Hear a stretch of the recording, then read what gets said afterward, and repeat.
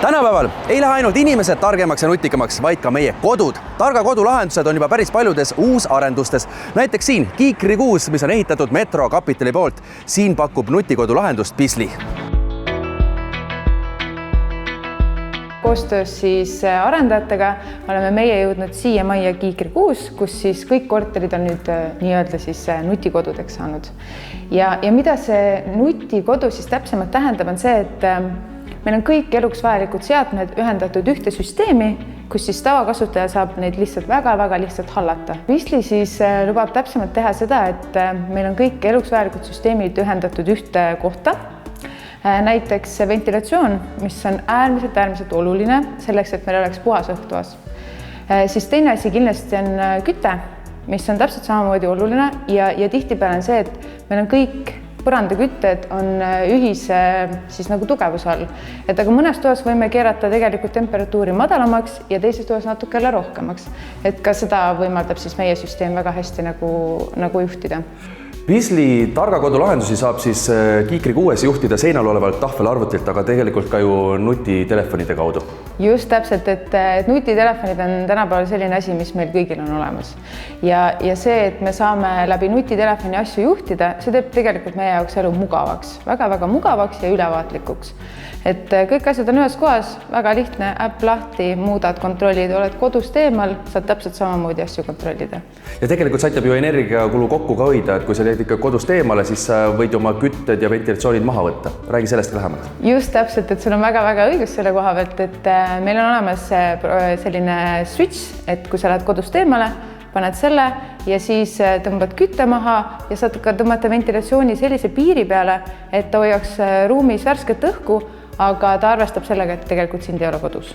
Pisli nutikodu rakenduse kasutamine on ülimalt lihtne ja ei ole vahet, kas kasutate seda kodus, näiteks nagu siin korteris seina peal olevast tahvelarvutist või siis oma nutitelefoni kaudu. Siin saate juhtida valgusteid, siis on olemas kliima, ventilatsioon, isegi kardinaid saab siin korteris juhtida ja näitudel on tegelikult kõik teil näha, kui palju te olete tarbinud siis mingi ajaperioodi jooksul näiteks külma või sooja vett või siis öist või päevast elektrit.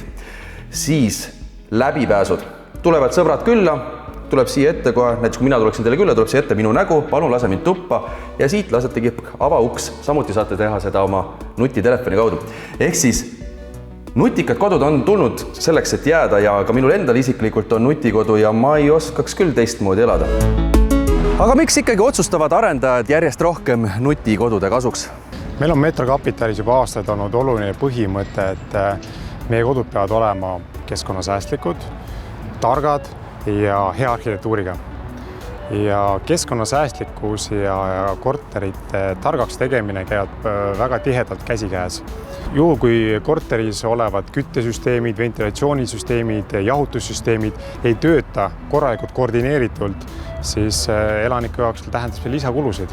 Ja nutikodu on just see tarkvarakeskus, mis võimaldab oluliselt kulusid kokku hoida. Kuidas nutikodud viimastel aastatel muutunud on ja kuhu suunas liigutakse? Metro Kapital on nutikodusid pannud uutesse korteritesse juba viimased 5-6 aastat.